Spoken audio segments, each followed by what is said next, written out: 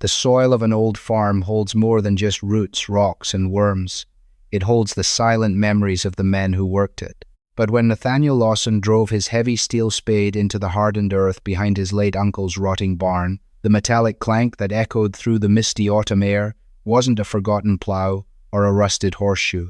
It was the sound of a secret that had already claimed one man's life and was rapidly coming for another. Some doors are buried for a reason, and once the dirt is cleared away, there is no stopping what comes out. Nathaniel Lawson was a man running out of time and options. At 34, his life in downtown Philadelphia had spectacularly unraveled following the collapse of his logistics startup. He was drowning in debt, fielding daily calls from aggressive creditors, and watching the stress slowly erode his marriage to his wife, Rebecca. They needed a lifeline, a clean slate, or at the very least, a place to hide while they figured out how to rebuild their shattered finances. That lifeline came in the form of a tragedy. Nathaniel's estranged uncle, Albert Foley, had perished in a bizarre, solo tractor accident on his remote 40-acre property in rural Pennsylvania, just outside the fading coal town of Ashland. Albert had always been the black sheep of the family, a deeply paranoid, reclusive man who severed ties with his relatives nearly 2 decades ago. When the estate lawyer, Jonathan Sterling, contacted Nathaniel, the news was less of a mourning period and more of a complex legal puzzle. Albert had no immediate heirs, no wife, and no children. Nathaniel was the closest living relative. Jonathan Sterling sat across his polished mahogany desk, sliding a thick manila folder toward Nathaniel. "The property isn't a windfall, Mr. Lawson," Sterling warned, tapping a gold pen against the file. "The farm has been in a state of severe disrepair for years. Your uncle lived unconventionally. There are back taxes owed, and the house itself is likely a teardown. However, the estate is allowing you to purchase the deed for the cost of the owed taxes, roughly $12,000. If you don't buy it, it goes to county auction." For Nathaniel, $12,000 was the last of his savings, but 40 acres of land meant collateral.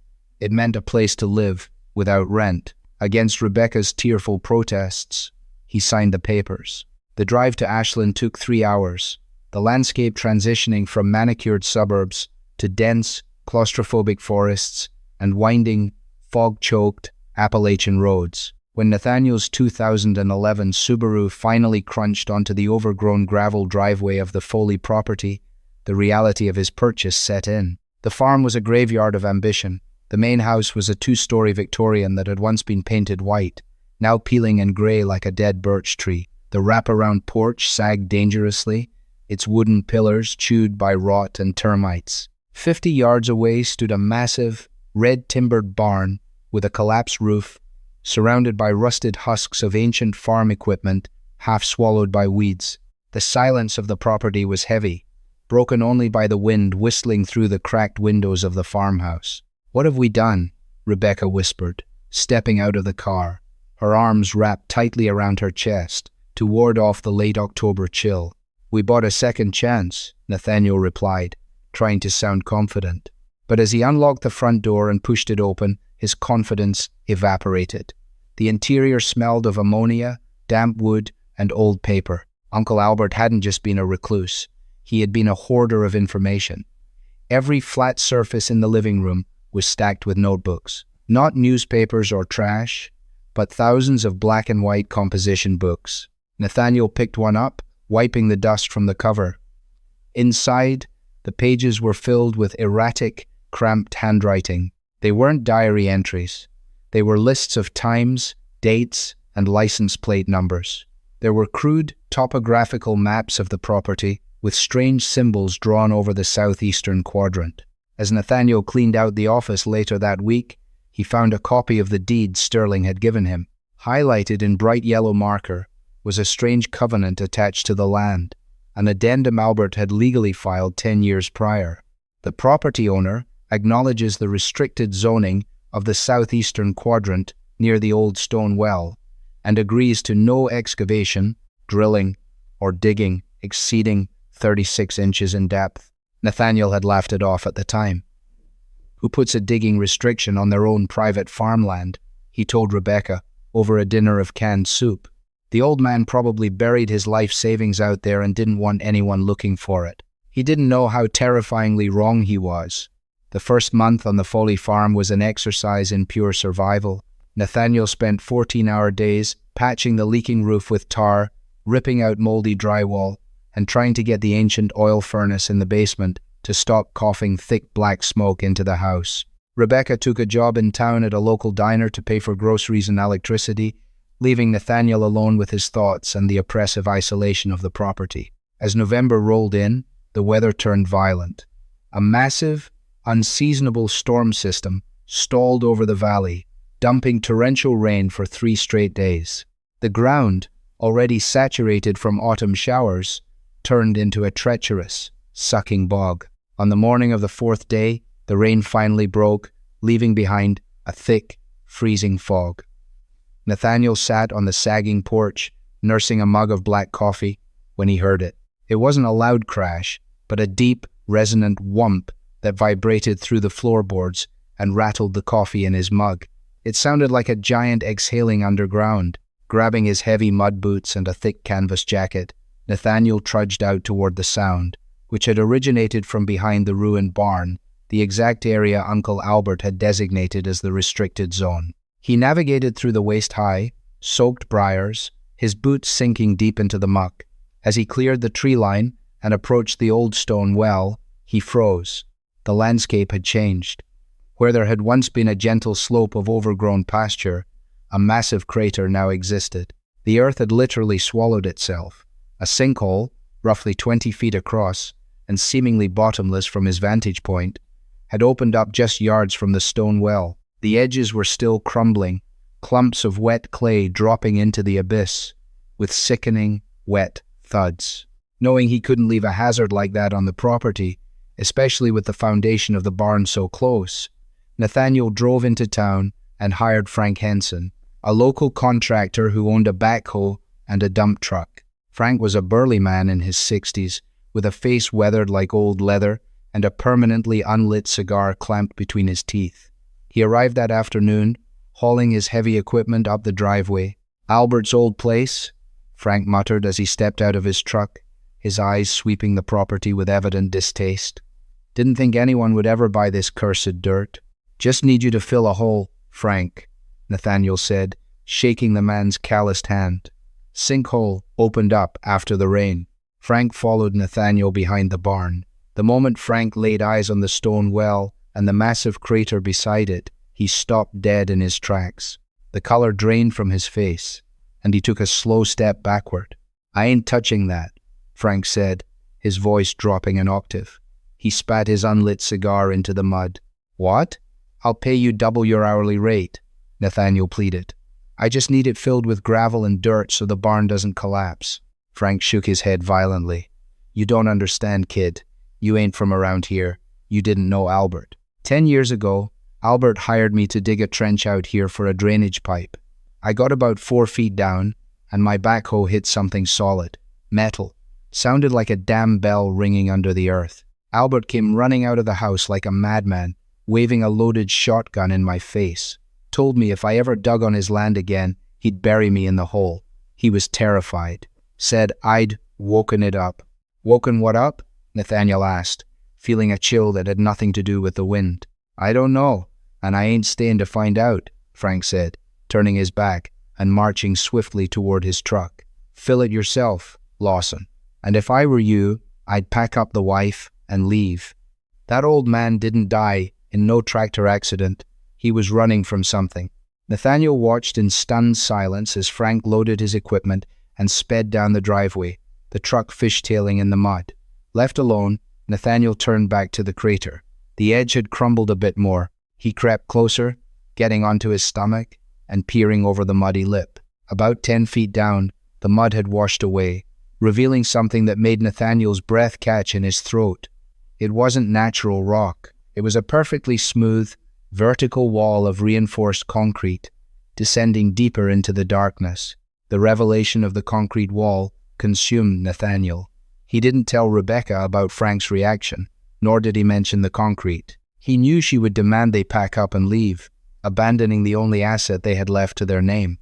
Instead, a dangerous, obsessive curiosity took root in his mind.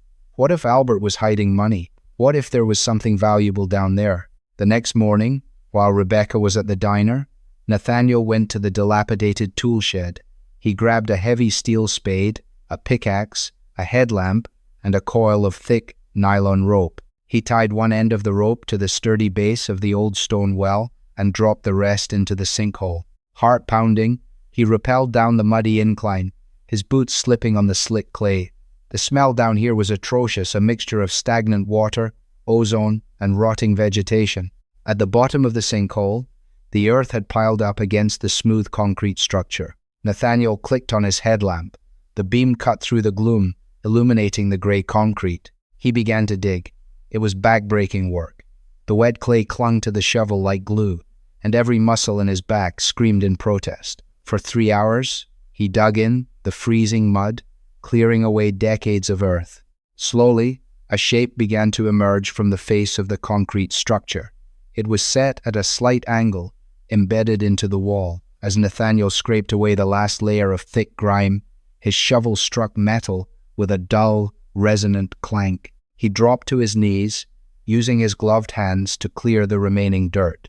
It was a hatch, not a flimsy wooden root cellar door, but a heavy-gauge, military-grade steel blast door. It was painted a faded olive drab, measuring about 4 feet wide and 6 feet tall. A massive steel wheel sat in the center, flanked by heavy locking bolts that extended deep into the concrete frame. Nathaniel traced his fingers over the cold metal. This wasn't something a paranoid farmer built on the weekends. This required heavy machinery, professional engineering, and an obscene amount of money. He leaned closer, shining his headlamp directly onto the center wheel. Above the wheel was a mechanical combination dial, similar to what you would find on a high-end bank vault. But as Nathaniel looked closer at the dial, a wave of profound nausea washed over him. The hatch itself was weathered, the olive paint chipping, the edges showing signs of deep structural rust. But the combination dial and the heavy steel wheel were completely pristine. Nathaniel took off his glove and touched the dial. It spun smoothly, silently. His fingers came back slick with a clear, synthetic lubricant. The lock had been oiled, not 10 years ago, not when Uncle Albert was alive. The oil was fresh. It smelled like WD-40, sharp and chemical. Someone had been down here. Someone had been opening this hatch recently. Panic seized him. He wasn't alone out here. Nathaniel scrambled backward, his boots slipping in the mud. He grabbed the nylon rope and hauled himself up the steep embankment of the crater, desperate to get back to the surface, back to the safety of the house. As he breached the top of the hole, gasping for air, a flash of red light caught his peripheral vision. He froze, his chest heaving. Slowly, he turned his head toward the dense tree line that bordered the eastern edge of the property. There, strapped high on the trunk of a dead oak tree, perfectly camouflaged against the gray bark, was a small black box, a trail camera, and it was pointed directly at the sinkhole. As Nathaniel stared at it, the tiny red LED light on the camera blinked. Blink, blink. It was motion activated, it was transmitting, and whoever was watching now knew that Nathaniel had found the door. The blinking red light of the trail camera burned into Nathaniel's retinas like a laser pointer in a dark room. For a terrifying, suspended moment, he couldn't move. The silence of the Appalachian woods, which had previously felt isolating, now felt predatory. The trees weren't just dead wood and peeling bark. They were hiding a spectator. Adrenaline, cold and sharp, finally snapped him out of his paralysis. Nathaniel scrambled over the muddy lip of the sinkhole, his boots kicking up heavy clumps of wet clay. He didn't run toward the house. Instead, driven by a primal need to eliminate the threat, he charged the tree line. The briars tore at his canvas jacket and scratched his face, but he ignored the stinging pain. He reached the dead oak tree. The camera was strapped about 8 feet off the ground, secured with a thick steel cable and a heavy padlock. It was a high-end model, the kind used by professional hunters, wrapped in a matte finish camouflage casing. Nathaniel grabbed a heavy, fallen branch from the damp forest floor and swung it upward like a baseball bat.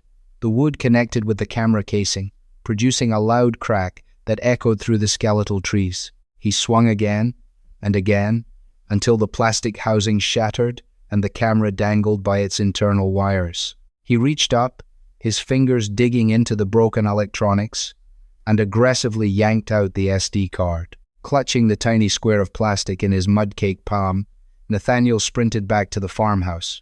He locked the front door, threw the deadbolt, and pulled the heavy, moth-eaten curtains shut across the living room windows. His heart hammered a frantic rhythm against his ribs as he ran upstairs to the bedroom, retrieving his laptop and the 1.2 gauge pump-action shotgun Uncle Albert had kept under the bed. He loaded 3 shells into the tube, the metallic shuck-shuck of the action offering a grim, temporary sense of security. Sitting at the small kitchen table, the shotgun resting across his lap, he inserted the SD card into his laptop. A folder popped up on the screen, labeled simply DCIM. Nathaniel's hand shook as he double-clicked the folder. There were hundreds of photos, all time-stamped. He scrolled down to the bottom, to the most recent files. The last few pictures were of him. High-resolution, crisp images taken just 20 minutes ago. There was a shot of him staring down into the sinkhole, another of him digging, and a final, terrifyingly clear image of him looking directly into the lens, his face pale with horror. But it was the older photos that made his blood run cold. He scrolled back, day by day, week by week. The camera hadn't just been watching the sinkhole. Its wide-angle lens captured a large portion of the driveway in the back of the house. There were photos of Rebecca leaving for her shift at the diner in the pre-dawn fog. There were photos of Nathaniel patching the roof. And then, he reached the files dated October 12th, the day Uncle Albert died. Nathaniel clicked on the first image from that morning. It showed Albert Foley standing near the tractor. But he wasn't alone. 2 men in dark, unbranded tactical gear were standing on either side of him. One of the men was holding Albert by the collar of his flannel shirt. The other had a hand resting casually on the butt of a holstered sidearm. The next photo, taken 10 seconds later, showed one of the men shoving Albert violently backward toward the tractor's massive rear tire.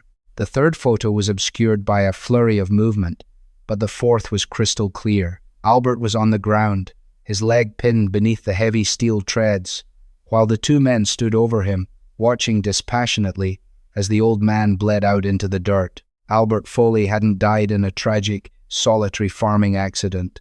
He had been executed. Nathaniel slammed the laptop shut, gasping for air as if the oxygen had been sucked from the room. The local police report had ruled it an accident.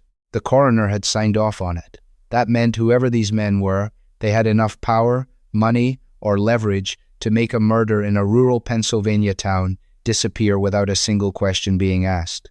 And now, Nathaniel was digging up the very thing they had killed his uncle to protect. Nate?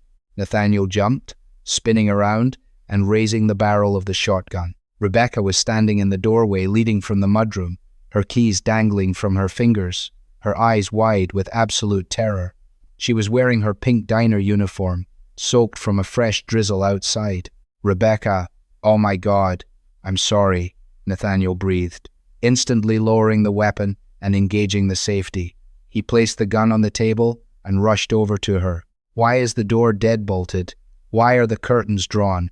Nate, what is going on? Her voice trembled, teetering on the edge of panic. Nathaniel guided her to the kitchen table and sat her down. You need to listen to me, and you need to stay calm. Everything we thought about this farm, about Uncle Albert, it's all a lie. He opened the laptop and showed her the photos. He watched the color drain from his wife's face as she saw the strange men, the violent shove, and the undeniable proof of Albert's murder. When he showed her the recent pictures of herself leaving for work, Rebecca covered her mouth, stifling a sob. We have to call the police, she whispered, tears pooling in her eyes. We have to leave right now, Nate. Leave the bags, leave the car. We can run to the highway and flag someone down. We can't call the local cops, Nathaniel said grimly. Look at the timestamps. Albert was killed at 6:15 a.m. The sheriff's deputies didn't report finding the body until noon. Whoever these guys are, they cleaned up the scene and made it look like a tractor malfunction. If we call the police, we might be calling the exact people who covered this up. Then we call the FBI. We call the state troopers. Nate, they killed a man over a hole in the ground. It's not just a hole, Nathaniel said, leaning closer, his voice dropping to an urgent whisper. There's a bunker down there, a military-grade steel hatch. Someone has been accessing it. The lock was freshly oiled. If we just run, they'll track us down. They know our faces, they know our car, they know everything about us. They've been watching us since the day we arrived. Nathaniel turned his attention to the towering stacks of Albert's black and white composition notebooks piled in the corner of the room. Albert knew what was down there. He tried to warn everyone away with that deed restriction. But he also kept records, thousands of pages of them. He grabbed a stack of the notebooks and dumped them onto the kitchen table. If we are going to survive this, we need leverage. We need to know what they are protecting. If we can get into that bunker and find out what's inside, we might have something to trade for our lives, or something to take straight to the national press. Rebecca looked at the shotgun, then at the notebooks, her jaw setting into a tight, pale line. You want to open the hatch? I think we have to, Nathaniel said. Before they come back to check that camera, they spent the next 4 hours tearing through Albert's frantic, cramped writings. Most of it was the paranoid rambling of a man driven to the edge of sanity. Lists of commercial flight patterns, strange radio frequencies, and complaints about the taste of the tap water. But as the grandfather clock in the hallway struck 9 p.m., Rebecca gasped. Look at this, she said, sliding a specific notebook toward him. It was older than the others, the cover frayed and water-damaged. Unlike the other books filled with erratic paragraphs, this one was a ledger.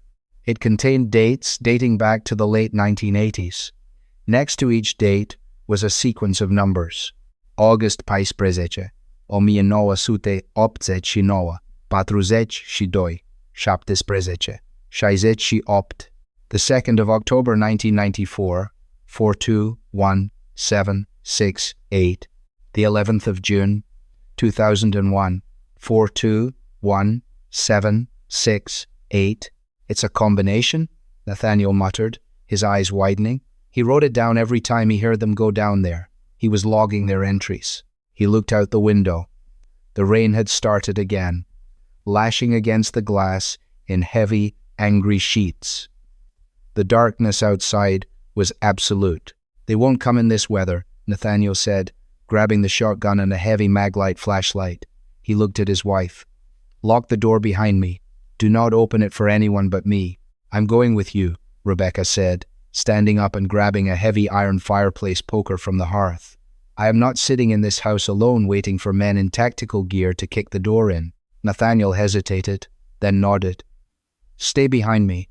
If I say run, you don't look back. The storm was violent, transforming the property into a treacherous swamp of freezing mud and whipping branches.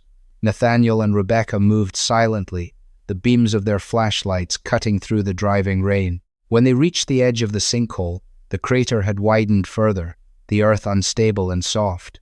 Nathaniel secured the thick nylon rope to the stone well once more, ensuring the knot was tight. He descended first, his boots slipping, using his free hand to arrest his fall. He reached the bottom, standing in calf-deep, muddy water, and held the rope steady for Rebecca. She slid down gracefully, though the mud instantly soaked her jeans and ruined her jacket. When she turned and saw the massive steel hatch embedded in the concrete wall, illuminated by the harsh glare of Nathaniel's flashlight, she let out a sharp intake of breath. It looks like a nuclear silo, she whispered, the rain drumming against her hood. Nathaniel approached the heavy steel door.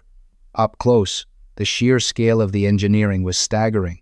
He handed his flashlight to Rebecca and wiped his wet, trembling hands on his jacket. He reached out and grasped the cold metal of the combination dial. He took a deep breath, the smell of wet earth and ozone filling his lungs. 42.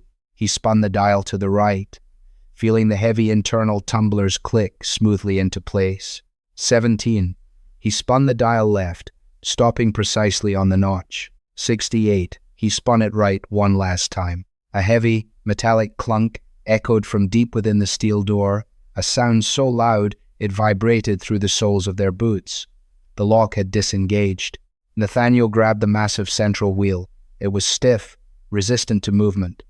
"Help me," he grunted, straining his shoulders. Rebecca stepped forward, wedging her hands beside his on the cold steel spokes. Together, they pushed with everything they had. The wheel groaned, protesting against the friction, and then suddenly gave way, spinning rapidly. A loud hiss of pressurized air erupted from the seal of the door, blowing a cloud of ancient dust and stale air into their faces. The heavy locking bolts retracted into the doorframe with a deafening thud. Nathaniel grabbed the handle and pulled. Despite weighing what must have been over a ton, the door swung outward on perfectly counterbalanced hinges, opening into pitch blackness. The air that rolled out of the bunker wasn't the damp, moldy smell of a forgotten root cellar. It was crisp. It smelled of ozone, freon, and warm electronics. Nathaniel raised his shotgun, gesturing for Rebecca to keep her flashlight steady over his shoulder. They stepped over the high threshold and into the bunker. They found themselves standing on a grated steel catwalk. Below them, bathed in the eerie, flickering glow of emergency red lighting, was a massive subterranean facility. It was easily the size of a high school gymnasium, carved directly out of the bedrock. But it wasn't a fallout shelter meant for surviving an apocalypse. It was a fully operational, state-of-the-art data center. Rows upon rows of towering black server racks hummed with power, their cooling fans generating a constant, low-frequency drone that masked the sound of the storm outside. Thousands of tiny blue and green LED lights blinked rapidly on the faces of the servers, processing unthinkable amounts of information. Thick bundles of fiber optic cables snaked along the ceiling like metallic vines, routing toward a central control hub in the middle of the room. "What is this place?" Rebecca breathed, lowering her flashlight as the red emergency lights provided enough illumination to see. "Who owns this?" They carefully descended a metal staircase to the main floor, walking down the aisles of humming servers. The temperature down here was kept at a brisk 60 degrees to prevent the machines from overheating. "This isn't government," Nathaniel said, inspecting the sides of the server racks. "There are no Department of Defense tags, no federal asset stickers. These are custom-built, no branding." They reached the central control hub, a circular desk surrounded by multiple massive monitors. Several of the screens were active, displaying scrolling lines of code, complex algorithms, and topographical maps of various cities. On the desk, resting beside a sleek, modern keyboard, was an insulated thermos. Nathaniel touched the metallic side of the thermos. It was warm. A chill shot down his spine. "Someone was just here," he whispered, spinning around, the shotgun raised to his shoulder.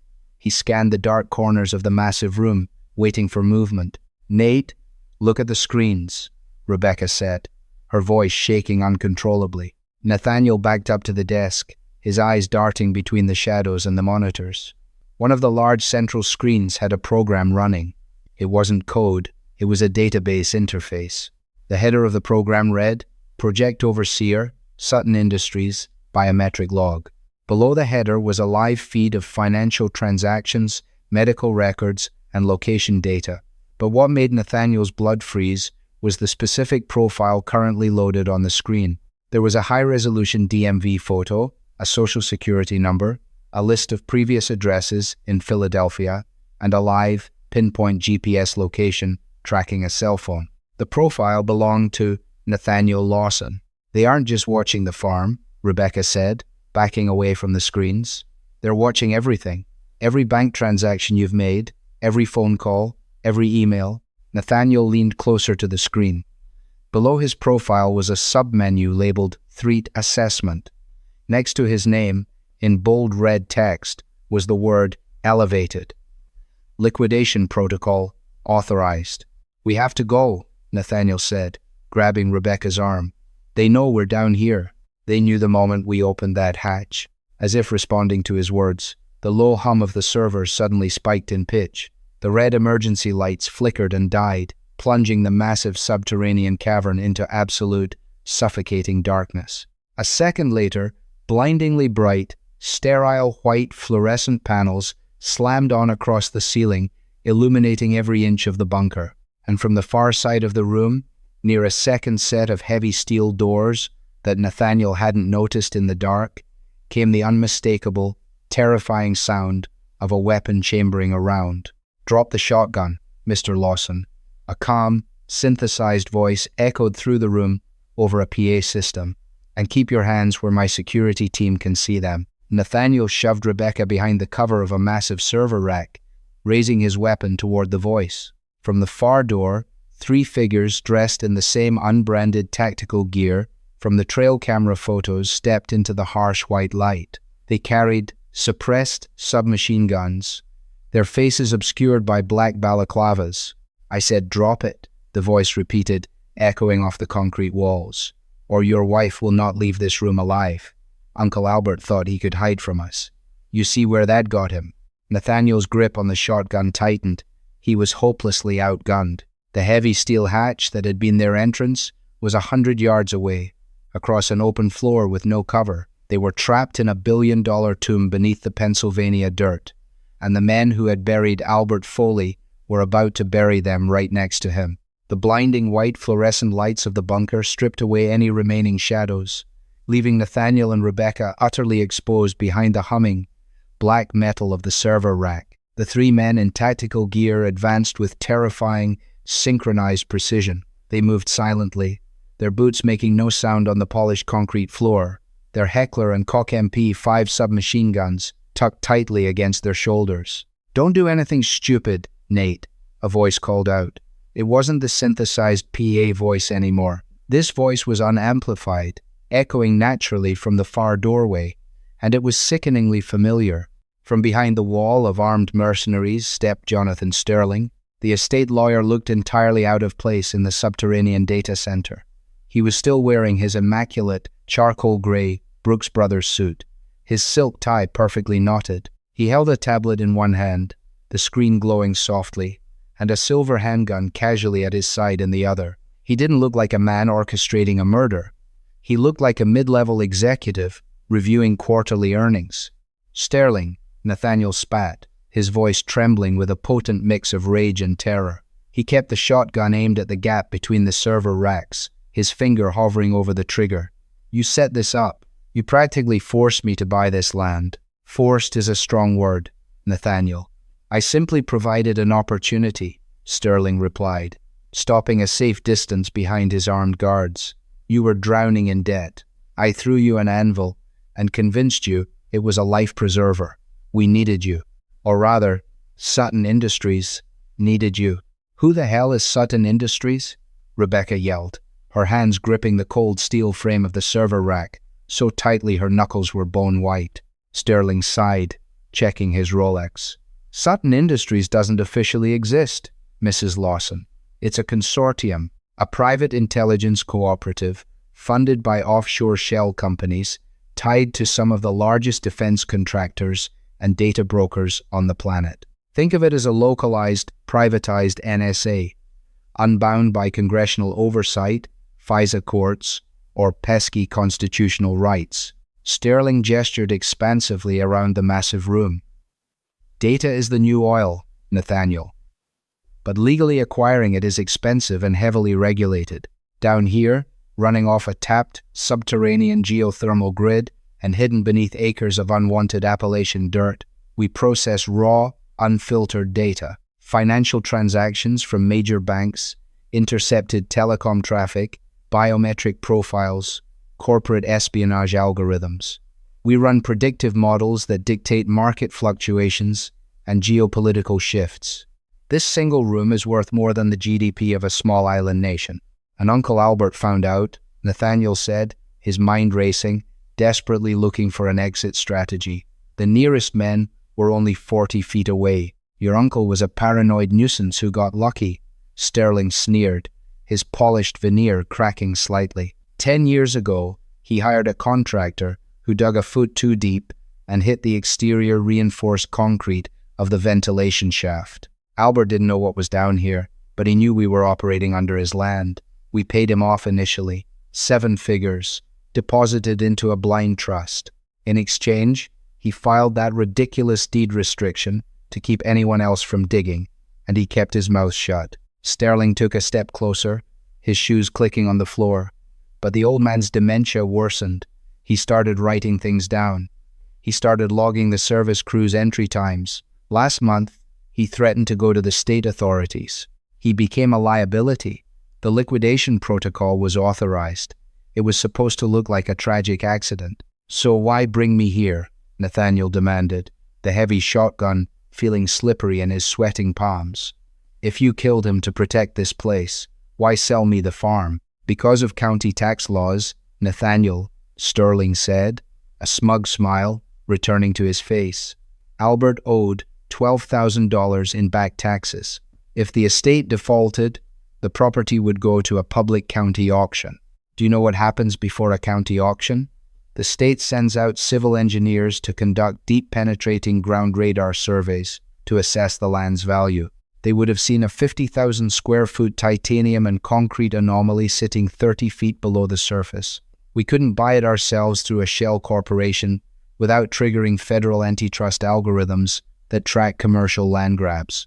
We needed a blood relative to inherit the deed, pay the taxes, and keep the property private. Sterling raised his handgun, pointing it squarely at the server rack where Nathaniel and Rebecca were hiding. "You were just supposed to sit in that rotting farmhouse and play the miserable, bankrupt homesteader," Sterling said, his voice dropping to a cold, reptilian whisper. But the rain washed away the topsoil, the sinkhole opened, and like a rat-smelling cheese, you just had to start digging. Now, I have to bury 2 more bodies, and finding a new patsy is going to be incredibly tedious. "Take them," Sterling ordered the tactical team. "No headshots. I don't want brain matter in the server cooling vents." The 3 men advanced, separating to flank the server aisle. Nathaniel looked at Rebecca. Her eyes were wide, tears spilling down her cheeks, but her jaw was set. She held the heavy iron fireplace poker she had brought from the house in a white-knuckled grip. Nathaniel knew he couldn't shoot all 3 men before they returned fire, but as he looked down the aisle, his eyes locked onto the massive industrial infrastructure keeping the multi-million-dollar servers running. Above the racks, thick, insulated steel pipes carried liquid coolant, likely a highly pressurized fluorocarbon mix, to prevent the machines from melting down under their own computational heat. "No brain matter in the vents, Rebecca," Nathaniel whispered, grabbing her shoulder. "When I shoot, you run for the stairs. Do not stop. Do not look back." Before she could argue, Nathaniel stepped out from the cover of the server rack. He didn't aim at the men. He pointed the .1-2 gauge shotgun straight up at the ceiling, directly at the primary junction valve of the main coolant pipe, and pulled the trigger. The roar of the shotgun in the enclosed concrete bunker was deafening, a concussive shockwave that physically rattled the teeth in Nathaniel's skull. The heavy buckshot tore through the insulated steel pipe. For a split second, nothing happened. Then, the immense pressure of the cooling system catastrophically failed, with a shrieking hiss that sounded like a jet engine turbine. Super-chilled, liquid fluorocarbon erupted from the ceiling in a massive, blinding white geyser. The liquid instantly vaporized as it hit the warmer air of the bunker, expanding into a thick, freezing, opaque cloud of chemical fog. "Move!" Nathaniel screamed, grabbing Rebecca's hand and shoving her toward the metal staircase. Behind them, chaos erupted. The tactical team, suddenly blinded by the freezing fog and the thermal shock of the coolant, opened fire blindly. Suppressed gunfire thwipped through the air, bullets shattering the glass faces of the server racks, sending sparks cascading into the chemical mist. Sirens immediately began to wail, a shrill, ear-piercing automated alarm. Red strobe lights cut through the expanding white fog. Without the coolant, the massive servers began to overheat instantly. Automated mechanical voices began broadcasting over the PA. "Warning. Critical thermal event detected. Halon fire suppression system armed." Nathaniel and Rebecca scrambled up the metal stairs to the catwalk, the grating rattling beneath their boots. Below them, Sterling was screaming orders, but his voice was drowned out by the dying screech of failing hardware and the deafening alarm. As they reached the top of the stairs, a figure burst through the fog on the catwalk ahead of them. It was one of the tactical guards, coughing violently from the chemical spray, his submachine gun raised. Nathaniel didn't have time to pump the shotgun. He lunged forward, using the heavy wooden stock of the weapon as a battering ram, driving it directly into the man's chest plate. The Kevlar stopped the lethal force, but the kinetic impact knocked the breath from the guard's lungs. He stumbled backward against the metal railing. Rebecca didn't hesitate. With a feral scream fueled by pure survival instinct, she swung the heavy iron fireplace poker. The curved iron hook caught the mercenary under the edge of his ballistic helmet, striking his jaw with a sickening crunch. The man's eyes rolled back, and he collapsed onto the grated flooring, dropping his weapon. "Go! Go! Go!" Nathaniel yelled, abandoning his empty shotgun. They sprinted down the catwalk toward the massive steel hatch. The bunker was rapidly filling with toxic black smoke as the servers below began to catch fire, their internal wiring melting into slag. They threw themselves through the open blast door, instantly hit by the freezing rain and the howling wind of the storm outside. The contrast from the chemical fire of the bunker to the freezing mud of the sinkhole was jarring. "Help me push it," Nathaniel roared, grabbing the heavy steel handle of the bunker door. Together, their boots slipping frantically in the wet clay, they shoved the ton of steel closed. The hinges shrieked in protest, but the door slammed shut with a massive, resonant boom. Nathaniel instantly grabbed the central wheel and spun it hard to the right, throwing the heavy internal locking bolts into the concrete frame. It wouldn't hold them forever. They had cutting torches inside, certainly, but it would buy them minutes. "The rope!" Rebecca cried, scrambling up the steep, slick, muddy wall of the sinkhole. The rain was coming down in sheets, turning the crater into a swirling vortex of muck.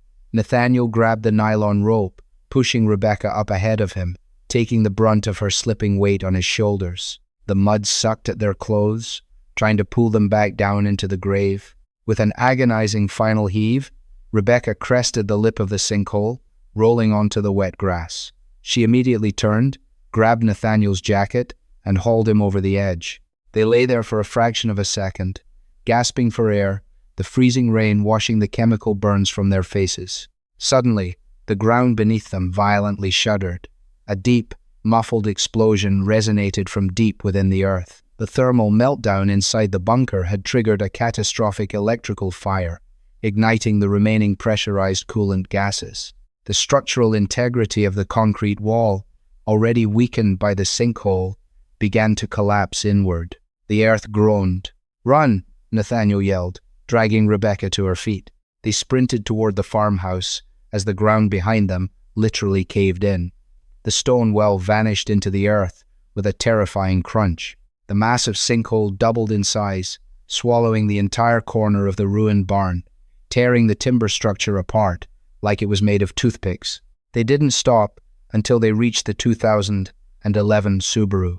Nathaniel fumbled his keys with shaking, bloody hands. He threw the car into reverse, tires spinning wildly in the gravel, before throwing it into drive and tearing down the muddy driveway, leaving the nightmare of the Foley farm behind them in the storm.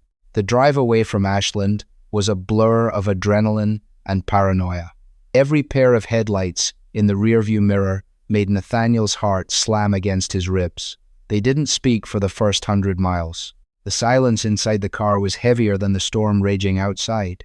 By dawn, they had crossed state lines, hiding the mud-caked Subaru behind a dilapidated, cash-only motel off the interstate in Ohio. Inside the dingy room, lit only by the flickering neon sign outside the window, the reality of their situation finally crashed down on them. "They're going to hunt us," Rebecca whispered, sitting on the edge of the sagging mattress, her hands wrapped around a paper cup of terrible lobby coffee. She was still shivering, her clothes ruined, her face pale. "Sterling knows who we are. Sutton Industries has all our data. We can never go back to Philadelphia. We can never use our bank accounts." Nathaniel paced the worn carpet, running a hand through his matted hair. "They had everything, Becca, but they made one massive mistake." He stopped, reaching into the deep, zippered pocket of his canvas jacket. He pulled out the shattered pieces of the trail camera, and from the debris, extracted the tiny, pristine SD card. Next, he reached into his other pocket and pulled out the small, encrypted flash drive he had yanked from the central control hub computer the moment before the tactical team had entered the room. It was a reflex action, born from years of working in logistics, data management. Always secure the local drive. They thought they controlled the information, Nathaniel said, his eyes burning with a dangerous resolve. But we have the evidence. We have the trail camera photos proving Sterling's men murdered Albert.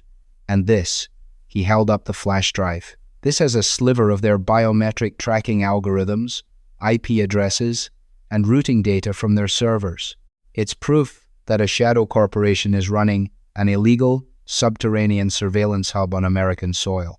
Rebecca looked at the drives, a spark of defiance replacing the terror in her eyes. Who do we take it to? The FBI? The CIA? No, Nathaniel shook his head. We don't know how deep Sutton Industries' pockets go. If we walk into a federal building, we might be handing this right back to the people who built the bunker. He walked over to the cheap motel desk, pulling out a battered notepad and a pen. We take it to the press, not local news. We go to the apex predators of investigative journalism, ProPublica, The Intercept, the Washington Post's National Security Desk. We dump the data anonymously on secure Tor networks. We make the secret so loud, so public, that Sutton Industries can't bury it without exposing themselves. Over the next 3 weeks, Nathaniel and Rebecca became ghosts. They abandoned the Subaru in a long-term parking lot in Chicago, buying a beat-up Ford Taurus with the last of their cash. They lived out of motels, paying only in physical currency, wearing cheap sunglasses and baseball caps, avoiding cameras at gas stations and grocery stores. Using library computers and burner phones, Nathaniel carefully extracted the data from the SD card and the flash drive. The contents of the drive were far more terrifying than they had imagined. It wasn't just data mining, it was targeted manipulation. Sutton Industries had been profiling political dissidents, manipulating local elections through hyper-targeted blackmail algorithms, and trading catastrophic corporate secrets on the dark web. Jonathan Sterling was just a middleman, a localized fixer for a board of directors comprised of disgraced intelligence officers and rogue venture capitalists. On a rainy Tuesday morning, sitting in a crowded, noisy coffee shop in Seattle, Nathaniel finalized the upload. He sent the encrypted data packets to the encrypted tip lines of 5 major investigative news organizations, simultaneously releasing the raw files onto a decentralized public blockchain network. The moment he hit send, he closed the laptop, removed the battery, and tossed it into a nearby trash can. They walked out into the Seattle rain, holding hands. They had no money, no home, and they would likely spend the rest of their lives looking over their shoulders. But they were alive. 2 days later, the story broke. It started as a ripple and quickly turned into a tsunami. The Washington Post ran the headline, "The Appalachian Panopticon." Whistleblower data reveals massive illegal surveillance, bunker, beneath Pennsylvania farm. Federal authorities, forced into action by the sheer volume of public outrage and undeniable proof, raided the Foley farm. They found the collapsed sinkhole and spent weeks excavating the ruined concrete bunker. They found the melted husks of the servers, the frozen Halon gas residue, and the burnt remains of a massive cover-up. Jonathan Sterling's polished life imploded. He was arrested at his country club in Philadelphia, attempting to board a chartered flight to non-extradition territory. The ensuing federal indictment swept through the tech sector like a scythe, bringing down CEOs, retired generals, and dark money financiers tied to Sutton Industries. Nathaniel and Rebecca watched the news coverage on a small television in a diner somewhere in the Pacific Northwest. They watched footage of FBI agents carrying boxes of evidence out of the mud where the ruined barn used to be. "Do you think it's over?" Rebecca asked quietly, taking a sip of her tea. Nathaniel looked at the screen, at the deep, muddy crater that had almost been their grave. He thought about the pristine, freshly oiled combination lock on the steel door. He thought about the amount of money it took to build a fortress under the dirt. "Men with that kind of money don't just disappear, Becca," Nathaniel said, keeping his voice low. "They just build deeper holes." He left a $10 bill on the table, They walked out of the diner, blending seamlessly into the anonymous, bustling crowd of the city. A man and a woman who had bought a rundown farm and dug up the devil, surviving only by dragging him out into the light. Nathaniel and Rebecca survived the terrifying ordeal, but the truth they unearthed on that forgotten Pennsylvania farm changed the landscape of digital privacy forever. They exposed a shadow empire, proving that the most dangerous secrets aren't always hidden in the clouds sometimes. They are buried right beneath our feet. But as Nathaniel warned, the people funding Sutton Industries are still out there, likely searching for a new patch of quiet land to build their next nightmare. If this deep dive into the terrifying reality of off-the-grid surveillance and high-stakes survival kept you on the edge of your seat, hit that like button and subscribe to the channel right now. Share this video with a friend who thinks their data is safe, and drop a comment below if you found a mysterious hatch on your property.